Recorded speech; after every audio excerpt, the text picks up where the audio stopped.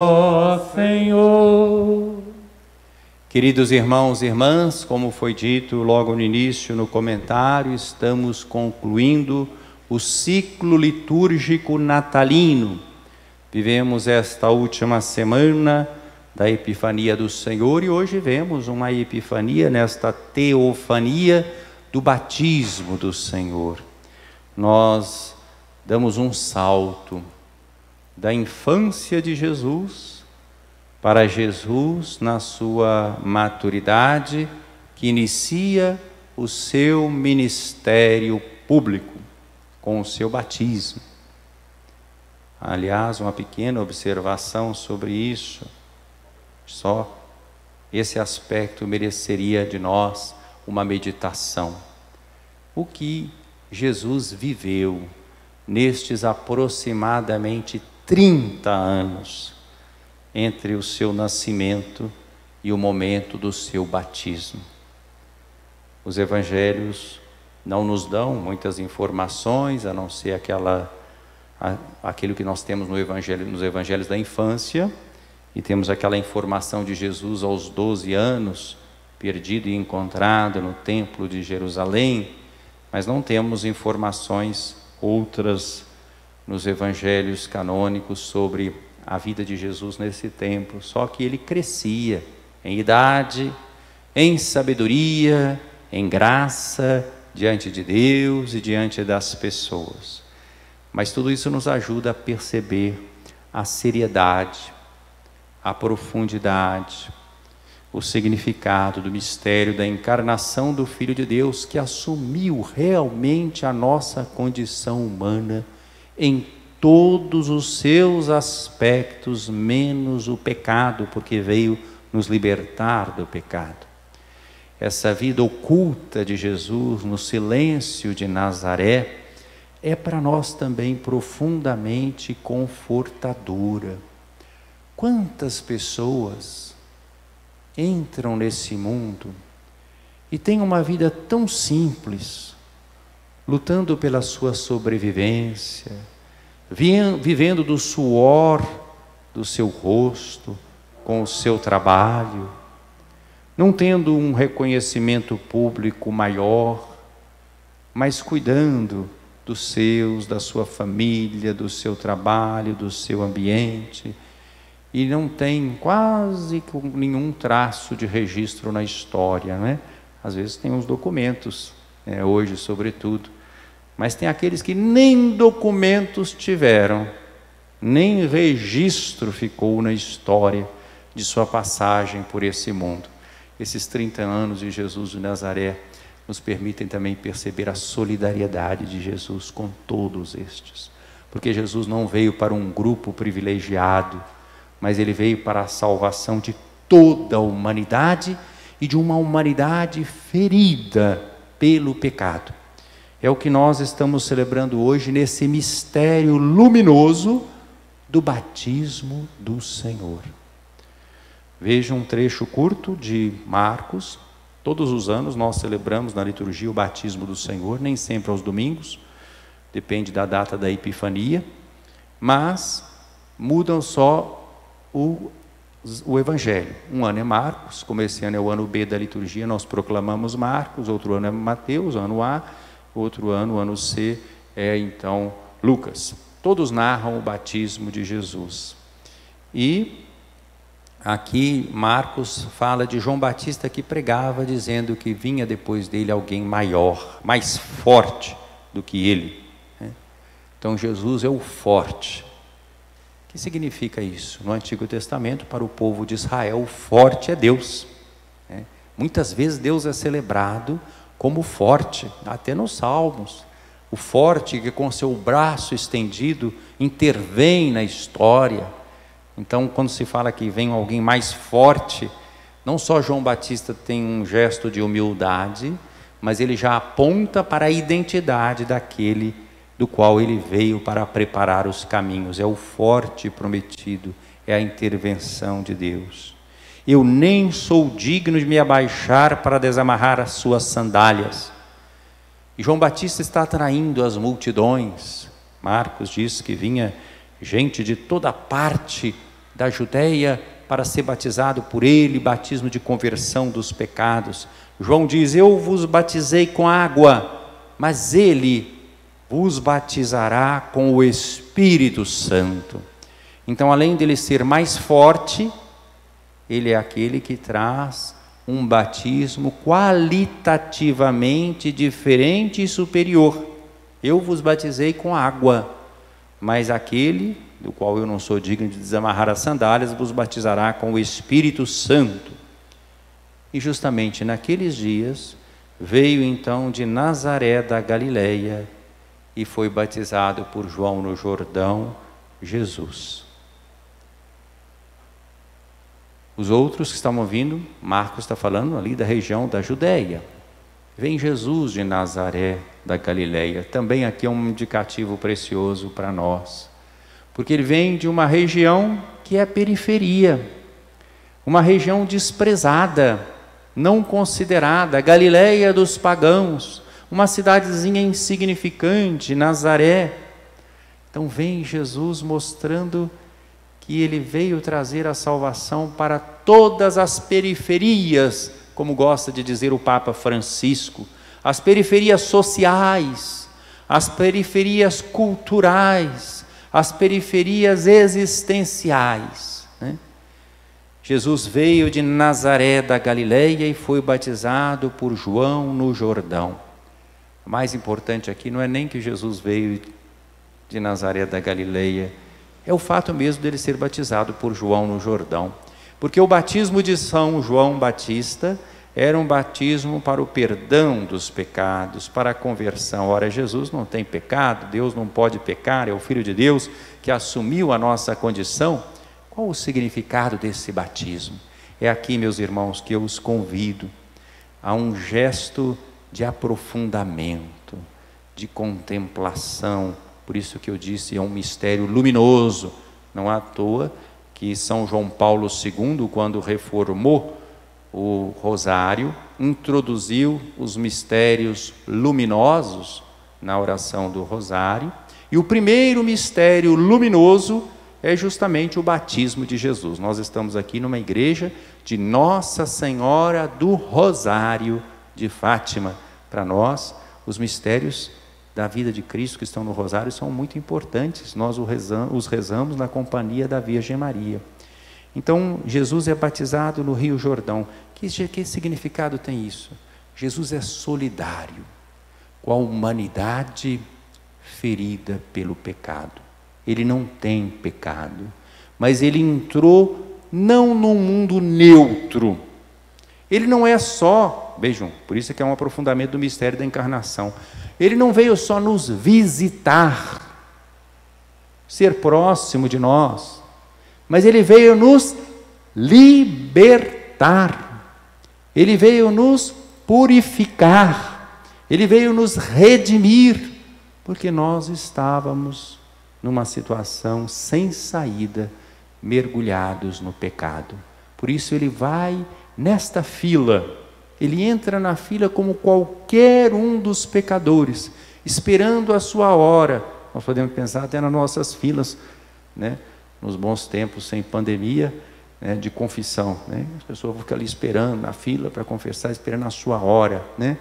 Jesus entrou na fila dos pecadores. A que ponto chega o esvaziamento do Filho de Deus que entra na história da humanidade? Isso não é só uma interpretação aqui minha, não. Lembremos de São Paulo. São Paulo tem uma palavra muito forte numa de suas cartas. Ele se fez pecado por nós. São João, no seu evangelho, vai dizer: eis o Cordeiro de Deus que tira o pecado do mundo. Não é assim que João Batista aponta para Jesus no evangelho de João? E em toda a missa, antes da comunhão, nós, quando levantamos já a hóstia consagrada, nós dizemos: eis aqui o Cordeiro de Deus que tira o pecado do mundo. Isso tudo está se manifestando aqui, desse mistério que hoje nós estamos contemplando, o mistério do batismo do Senhor. Ele entra nessa fila porque ele veio tirar o pecado do mundo. Esse mistério é muito importante. Ele já é o cumprimento daquilo que nós vimos no Evangelho da infância, que anunciava aquele Salvador que seria para todo o povo de Israel, ou com os magos, luz para todas as nações. E ele já é a antecipação daquilo que nós vamos celebrar no mistério pascal, quando Cristo dá a sua vida. Então Jesus entra no Rio Jordão.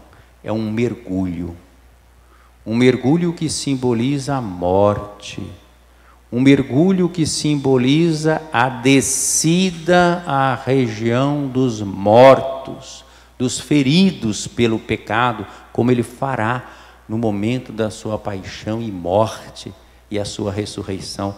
Esse mergulho e depois esse levantar é já uma alusão ao mistério pascal, o mistério da paixão, morte e ressurreição de Jesus.